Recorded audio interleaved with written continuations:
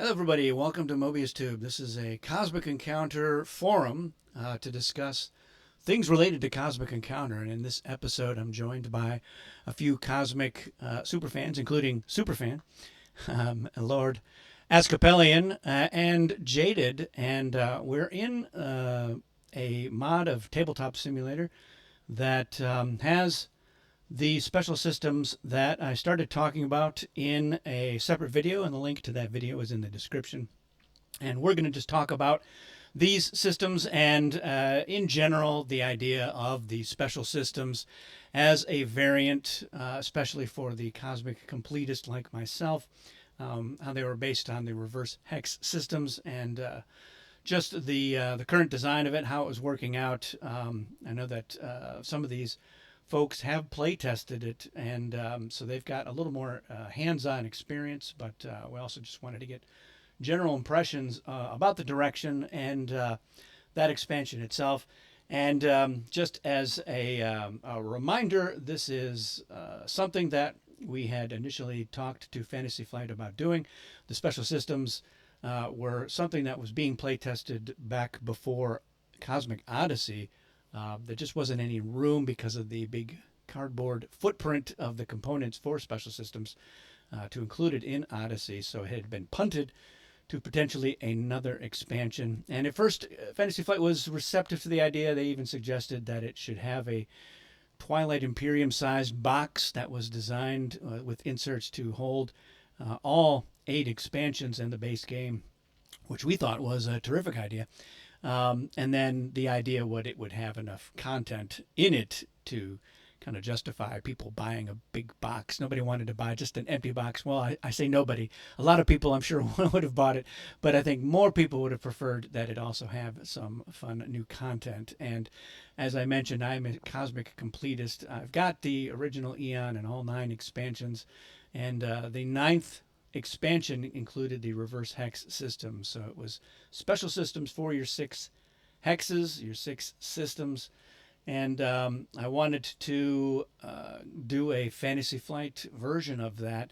But I wanted to have a lot. So I ended up designing 42 systems. Some of them are based on the old Eon and Mayfair ones because they weren't all the same. Some of them were based on internet ones that have been around since the 90s, and other ideas that have been floating around in the ether, plus a lot of just new ideas. And so let's go ahead and get into it and get the thoughts and impressions and insights from our panel, and we can talk about stuff and I can answer some questions as well. And so we've got in here the same ones from the video. We've got the gas giant, we've got the world ship system, the rings system, ring planet system, the pulsar system, the space dust system, and the binary system, and then finally the isolated system, which was one of the internet ones. So I turn it over to you guys. You want to start? Lord Ascapellian, go for it. I was doing a lot of play testing with a number of these. I think I saw all of them at least once, and I thought these were pretty fun. There was all kind of on the surface they sort of look like okay, a bit more of just like extra alien power, but I feel like in play they definitely had different vibe and different feel. A lot of them would involve like when you're only in that system, which is most alien powers are going to function as it more or less as a main player anytime as an ally, not just on the defense. Only there's only 3 in the main game would do that, but yeah. Over here, I remember doing Gas Giant. That one was really fun because ultimately you can only get 2 colonies in the system, so people keep coming here.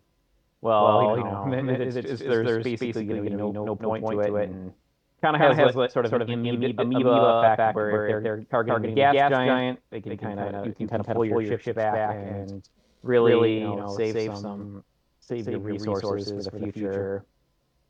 Yeah, you make a good point. I mean, I think that the original designers would agree that the star of Cosmic Encounter has always been and should always be the aliens. And so with with very few exceptions, majority of your aliens are you're going to see more action from them in a game than you will most of these systems.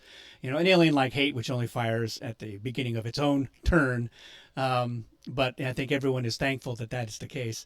But for most other aliens, you're going to use your alien power more frequently than you will use your special system one, which I think is ultimately the right idea. These shouldn't be so intrusive that you're constantly dealing with them. And I know that out of the 42, there were a couple that do have a little bit of that flavor to them, but these first 7 are a little more. All right, when you're in my backyard here, then you got to deal with the ramifications of what my system does. And so I liked that the systems that was kind of how they played out for the most part. But yeah, what else were you going to say? Yeah, and also, whereas with alien powers, it's just like whenever, wherever, the special systems had more of like, each planet being an actual location rather than just, a tick on a box, so to speak. It makes a difference whether you're, I'm over here in red, so it makes a difference whether you're aiming at the red sun or the blue sun over here, as for which, the ultimate results of your encounter. You can get rid of one of the 2 powers I have, so Yeah, a lot of sort of times like, you're looking at which planet here has only 2 ships. All right, that's the one. And so they don't really have much of an identity other than all right, there's a 2 point difference in the totals between this first planet and the second planet if that player has moved some ships out to other systems or have some in the warp.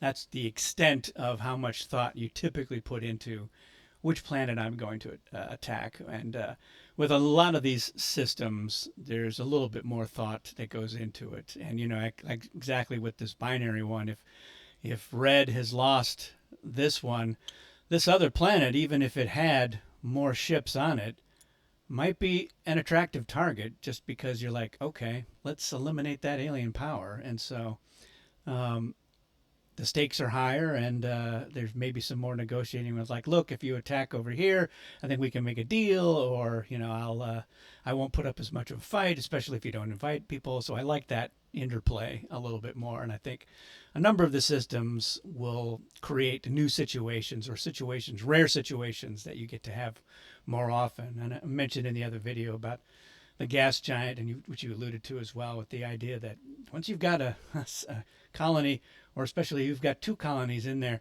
there's not much more to gain by going in there unless you can make a deal. And so the gas giant player is maybe in a better position to say, yeah, we'll make a deal, but you gotta really make it good for me. I want to get some stuff out of this besides just a colony. And so I like it. I like anything that's going to add new dynamics to a game of Cosmic Encounter, or it's going to make certain things that don't happen that often happen a little more regularly. Jaded, what were you going to say something earlier? Yeah, I mean, right out the gate, I love this as like the one variant or the main variant that you use in a game. Cosmic, there's so much stuff to add in. The immediate temptation is just throw 5 into the game and see the craziness. But I honestly really love the systems as like you're playing with this and like maybe the reward deck and nothing else. Because it's more complicated. It's definitely more meaty than all the other variants, but it's really interesting. It really affects the game a lot. Always. That's why I really like them. Yeah, there was something that uh, Bill Martinson had mentioned back when he and I were roommates at Cosmic Con, and we had a late night discussion after an already late night discussion with everybody else. But once we went back to our room, we were still talking about the stuff that hadn't been fantasy flightified, as we called it.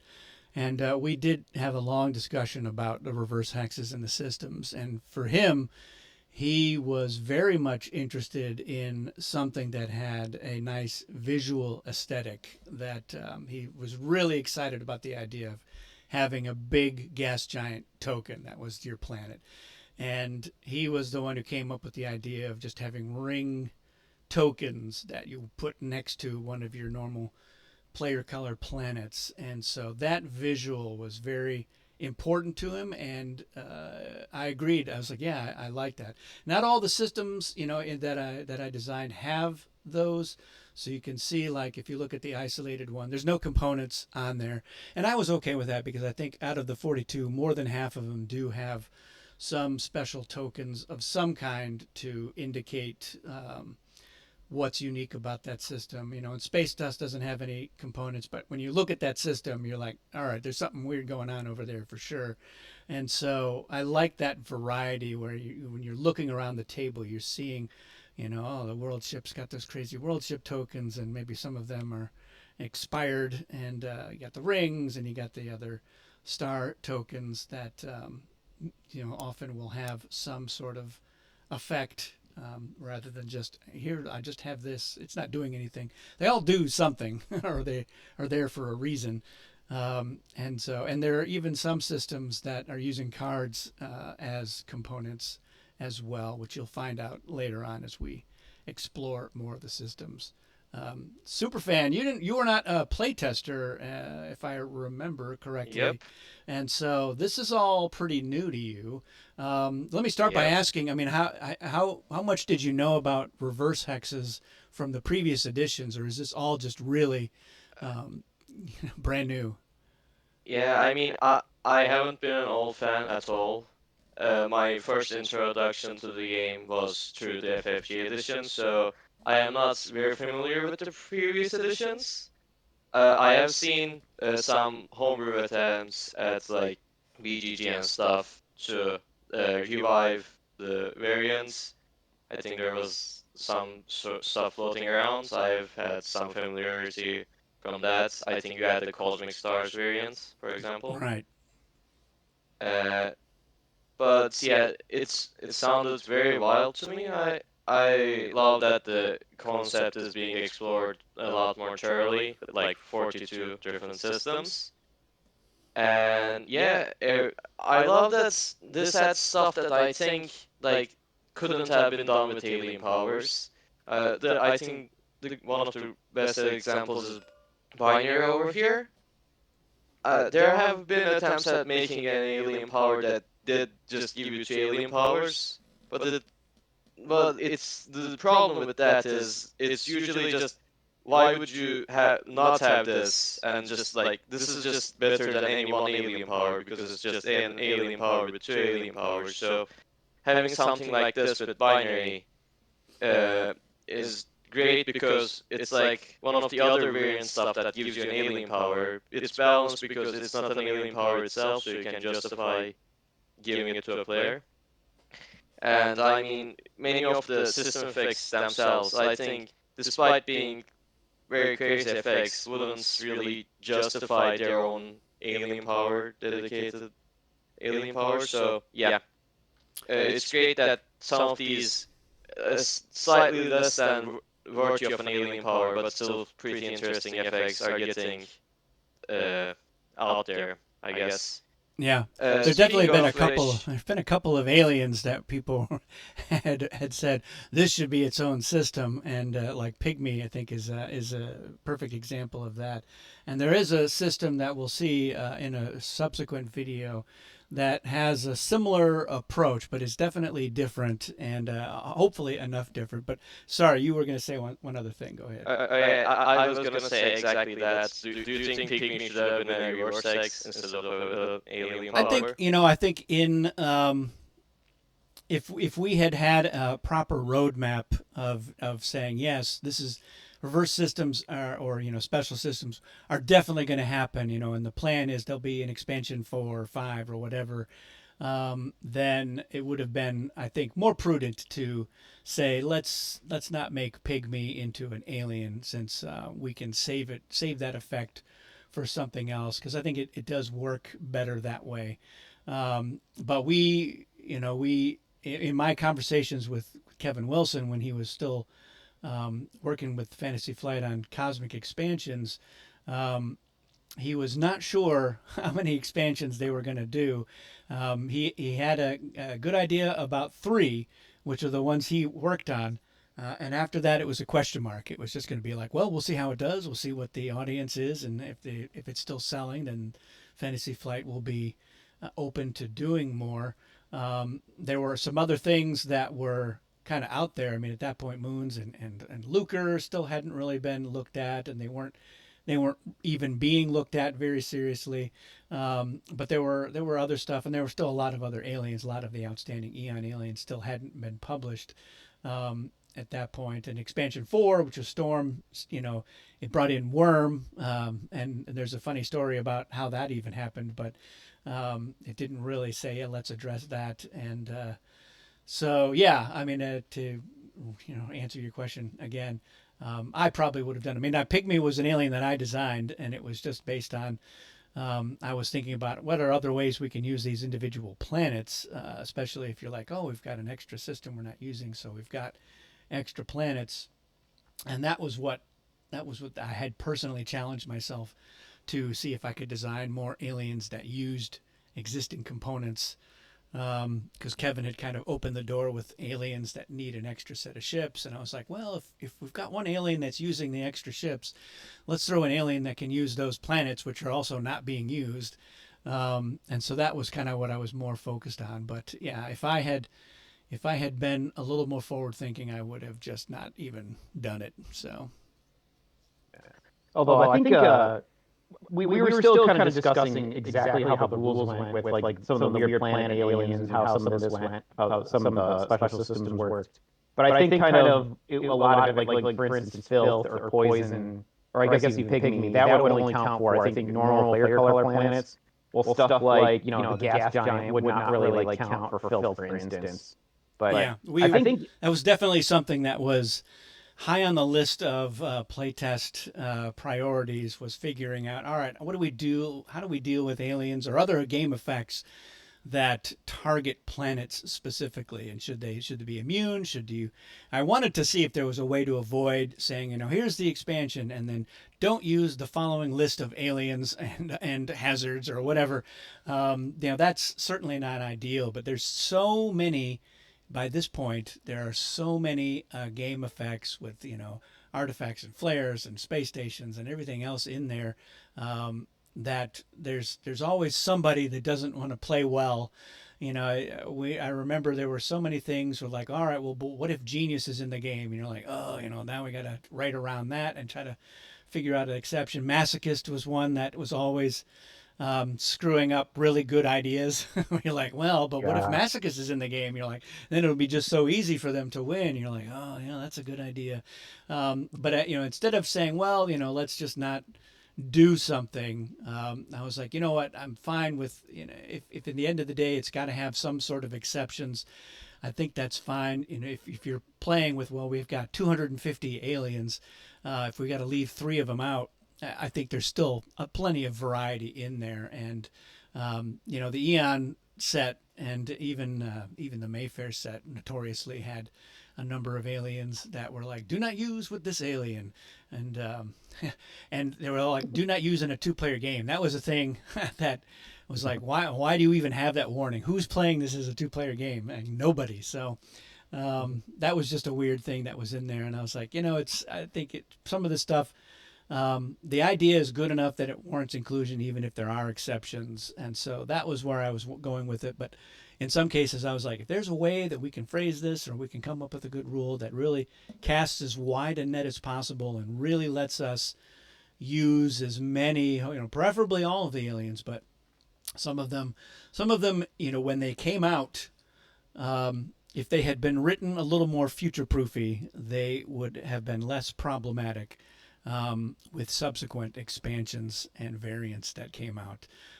So if there ever were to be a second edition, a proper second edition, because the 42nd edition is not really a second edition, a second edition of the Fantasy Flight, or just a new edition from whoever, then we'd want to revisit a lot of the original or early expansion aliens and card effects and whatnot to say, all right, if we phrase this way, that lets us now use, now you can have this alien in the game, or this artifact or whatever. And so that would be a fun opportunity. But the special systems, just because by virtue of the fact there were a lot of them. It was, and you could say, well, we play tested 50 games, and you're like, well, that's not nearly enough because there's so many bizarre combinations of effects and variants that we might not ever get out in front of every possible edge case.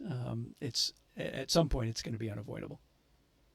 Yeah, I do know that affecting only normal player color planets got out of a good number of them, but I'm sure that if we kept going, I'm pretty sure that even if we did all the playtesting in the world, like you said, there would have been something that snuck past that was like, oh, didn't think of that. Yeah, but, no. It's either going to be like, oh yeah, this is something that we just didn't think of, but in probably even more cases, this is something that people can interpret one way or the other, and it's still going to be an FAQ or something. Oh, we got to house rule this or what have you.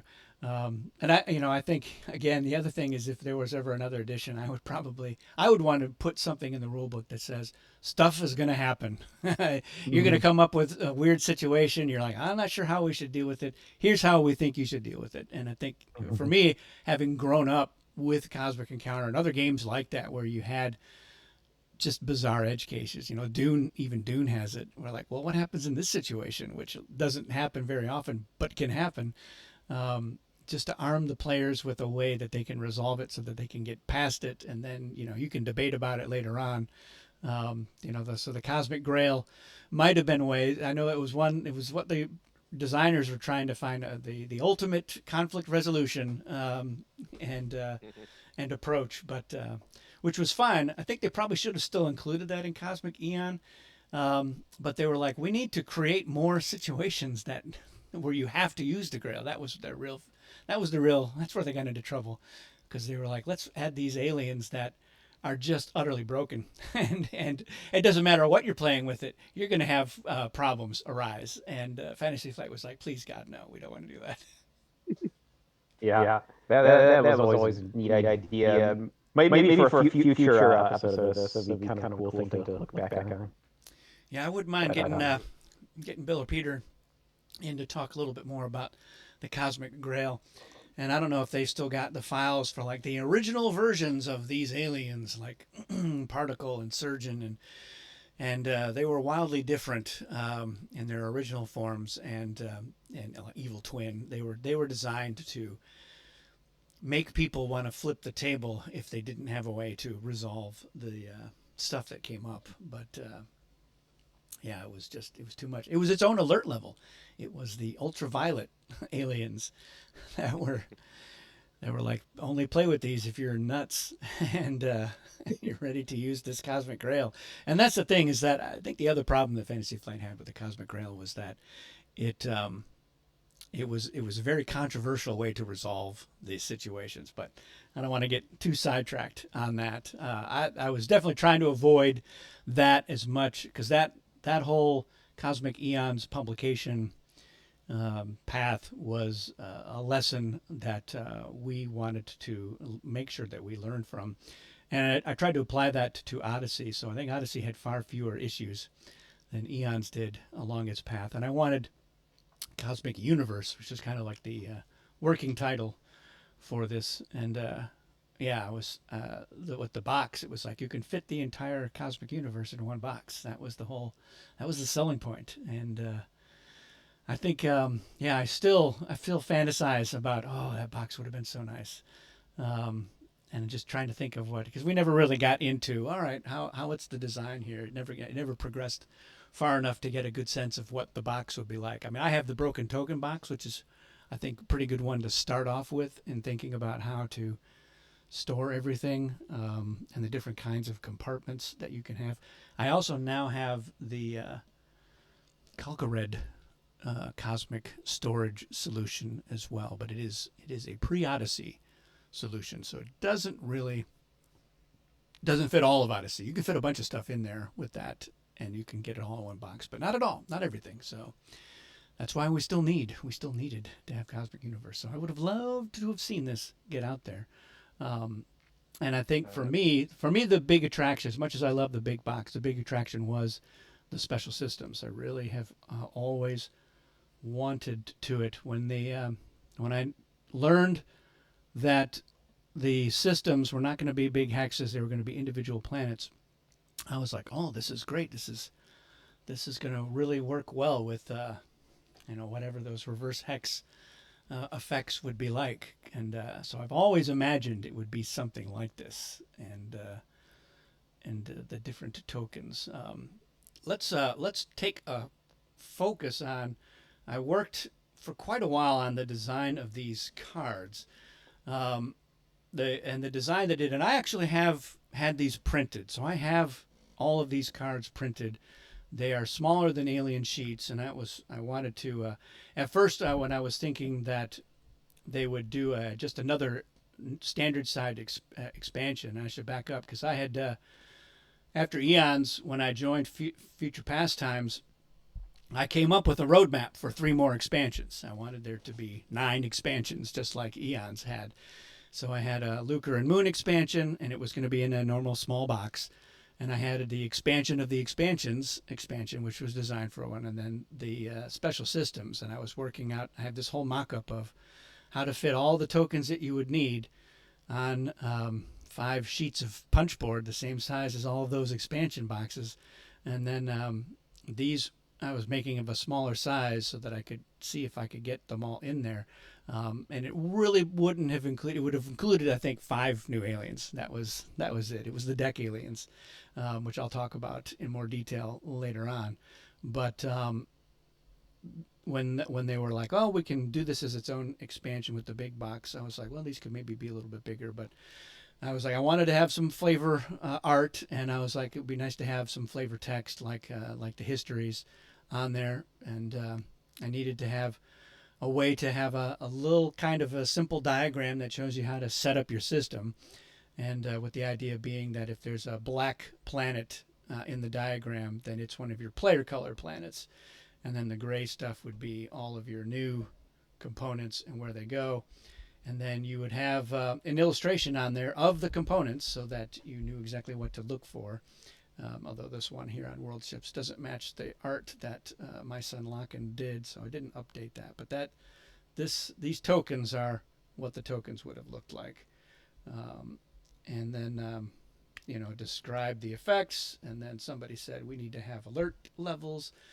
And then I eventually added a little line at the top there that just kind of some information about how to set up your ships and how many of your planets or whatever you needed before you lost your alien power. And that was a way to just remove text from the body so that you had more room on the sheet, because a couple of the systems, like Space Dust is a lot longer. So there's only a two line history. And fortunately, there's no components diagram, but it had a really long description about how everything worked. So it was nice to be able to just push up, where do I set up my ships and how do I lose my power? Is its own simplified thing. But yeah, I mean, for those of you who play tested it, what were your thoughts on the design? The backs, I just kind of used the standard cosmic Fantasy Flight motif. Yeah, go ahead. Yeah, I was gonna say, because this is, I think, the second version I saw, or maybe it was either the second or the third, and I like the way it ended up coming out, like, and it's got like the picture of the component on there, and I thought the idea of sort of the abstract diagram in the upper left hand corner is a good idea. So. And I think how it worked with alien powers was not resolved when we first started testing, and then later you ironed that out. So yeah, I think it's this probably I could have seen them using this pretty close to the final version. Like for those who aren't aware, like I know a lot of the components you designed for Odyssey ended up looking really similar to the version that got printed and is in everyone's hands these days. Yeah, I've gotten better at it, sort of predicting what Fantasy Flight was going to end up with, and you're right. In a lot of cases, they were just like, all right, that looks good. We'll make some tweaks here and there, but by and large, I mean, I have a good understanding of the color, what colors are left for the backs of a card, and stuff like that. And Bill Martinson also really good at designing those new new card types. So my early ones from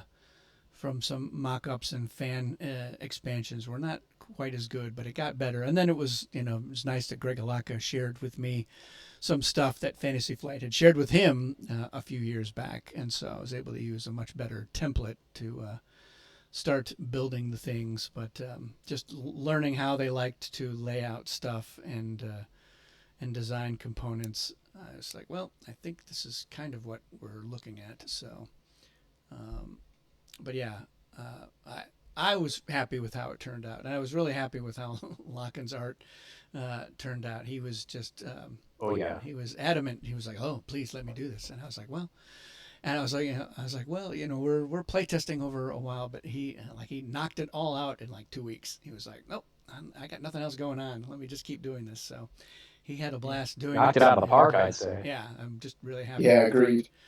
I didn't have to give him too many notes, and I had temporary art in there that I just kind of pulled off of the internet that we were working with, and so in some cases he was like, "So is that what you want it to look like?" And I was like, yeah, "More or less," but I was like, "Play around with it. You know what it's supposed to be doing." So he really he really responded to like some of the comments too. Like I remember I think the gas giant, like it was a little bit further up the smaller planet. I'm like, oh, I think what would you want to see here is like you really want to see how big the gas giant is compared to like a normal player color planet, which is pictured there, and he ended up doing that, and it looked even better than the original. So it was pretty cool, I'd say.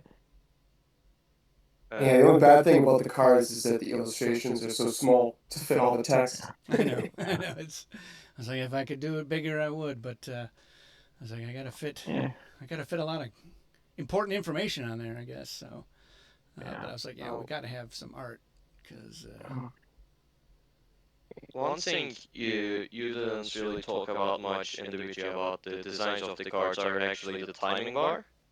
I see you went with the one that's like in flares and stuff.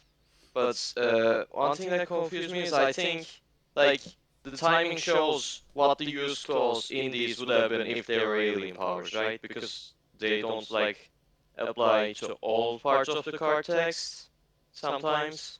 Yeah. I mean, it was one of those things where I was like, I didn't necessarily want to have a giant timing strip like on the aliens, and I wanted it to feel less like an alien power, and so using the flare approach made more sense, or it was a better aesthetic for what I wanted it to do. And in some cases, there's there's different effects depending on what's going on, but by and large, for most of them, you're like, all right, it's planning is when the important decision making is going to happen if you're using the gas giant. So like that, now we know when am I supposed to decide when I move my ships over there, and that is it's supposed to be just a little hint system rather than a lot of people are like, oh, now it's this phase, and this is what the thing says. And so I've never been like, oh, I'm too beholden to that for what matters. I mean, obviously you wouldn't be like, no, I'm doing this at an improper time. Wouldn't want to have to happen. But on some of the other systems, and when we get to more of the other special systems, that will be more apparent where you're like, it's not, and not everything is happening just in this reveal phase. And I think there might be a couple where it does list a couple of phases where you can say, all right. And I didn't feel like I needed to have a use thing where it's triggered at this exact moment. It should be pretty clear, like when is it important and when is this happening, and in the text, the text usually describes that as well. It'll say like after cards are played, do this, and at the end of the encounter, do that, and so it's still pretty straightforward. I tend to use this more as just a at a glance reminder of like, oh yeah, I got to remember that once I get to the alliance phase, this is what I want to make sure I've done this, and that's more important as a reminder on some of these that have a little bit more going on, like pulsars, is pretty straightforward. You're like, all right, I got to figure out, are we pulsing? Is it pulsing negative or positive? And when does that happen? It happens during the alliance phase, and so you're like, okay, good. It's useful for that, and so. And this was something Jefferson Crow had said, and I started showing him this idea way back, and he's like, "You're going to have something on there," and I was like, "Yeah, you're right." So I did start to add those in, but that was one of the things that wanted to get the playtesters to validate, so that they could say like, "This should probably have 2 phases." Indicated on there, since you're doing something in one phase and you're doing something in another, and or put down the planning phase, because after that it's too late to do anything about it, and so you're like, all right, that'll be fine. Or maybe we say regroup through planning is something we should be, even though there's really no card that has wording like that. I think it would have been okay to do stuff like that. So but by and large, everyone was, I think, fine with what was on there, at least in the last iteration. And these are not all as up to date as they should be. I was still getting feedback, and I hadn't done a Photoshop update on some of the components, and I still haven't, because at this point they're not doing it. So it's not as I've got other stuff I've got to put my time into. Rather than updating components that are never going to be published, but it's a good point. Anything else from our esteemed panel that they want to say or ask about with these first 7 that were like, again, they were based on the many of the original Eon and Mayfair systems. Some of those, like the 6 Pact was an Eon one that is not one of the 42 systems, remarkably, because it was a little too bonkers, I think, even for the fantasy. Like 6 different aliens. Yeah, you had 6 different aliens, and then you had 6 planets. So yeah, I think there's one that I'm showing you that kind of had some. It wasn't as wild, but it let you I think it let you switch out an alien power or something. Yeah, but, I mean, I was tempted, especially I was like, oh, I've got 37. I gotta get to 42, because that seems like a good number. And I was like, should I do 6 Pact? And I was like, let me see if I can think of something else. And so that was that was my personal challenge for several of the last steps. But yeah, one thing I do remember going in, like one thing I was really paying attention to when we started playtesting was that a lot of these seem to be more on the defensive side. Like I think of the ones you have here, there's 6 of them. Like I think, I guess kind of, I'm thinking about it, World Ship is not super defensive, but at least half of them are sort of defensive. So I was like, okay, are these going to like really extend out the length of games? And I don't think that really happened too much, which was good. So even despite the kind of being a little bit more on the defensive side, I feel like it didn't slow the pace. We didn't want it necessarily like, all right, it's gonna be just impossible to ever get a foreign colony, and so the game's just gonna go on and on and on, unless we can just make 5 deals and be done with it. But you're right, it has not proven to be an issue. Maybe it was a skill thing, Maxwell. I don't know, but no, I think it was just the right amount of extra stuff going on without too much brain overload and protracting your gaming experience. And so it was kind of a nice thing. I mean, I would say out of all of the variants, it's going to be on the end of a little more complex than most of the variants. But even then, again, with the alert level, there were enough green alert special systems where you're like, yeah, anybody can pretty much figure this out. And even some of the red ones were not too crazy. There's some that we'll point out to later on, and I'll be like, this is one of the crazy ones. And it was definitely, you got to think about, all right, what exactly is going to happen here, and not for the weak hearted, but yeah, a lot of these, like the rings, are like, all right, I'm going to add 6. Okay, that's pretty straightforward. And it's like, oh, then there's a ship on there too. All right, you're adding 7. So not too much to process. Easy enough for people to understand and jump in and have a good cosmic experience, but adding in something interesting and unique and different than what you normally would experience.